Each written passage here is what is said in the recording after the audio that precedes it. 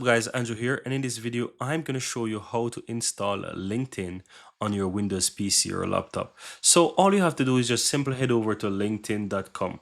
Right, you can open up your browser, whichever browser you have, just simple type in LinkedIn. You don't even have to type in linkedin.com. You can go to the Google search, go to the LinkedIn official website, and you can sign in with your email address. You can sign in with your own email if it's a custom email that you have from your business, or you can continue with your Microsoft account, or if you have a Gmail, you can just simply continue and sign right into your LinkedIn account. If it's the first time you're doing this, you want to go through the steps and fill out your LinkedIn profile and all of those good stuff. But once you're done and through and you're inside LinkedIn, just simply click the three dots on the upper right hand side of your browser, go to where it says save, cast, and share, and click on install pages and app, and here you'll see it says install. You install that and it's going to install as an app on your PC, and as you can see it does there for me. I can go ahead and minimize this for the time being, and if I go to, for example, my Windows, you can see that if I typed in LinkedIn, you will see it as an application here on my computer as well. I also have it on my desktop as well.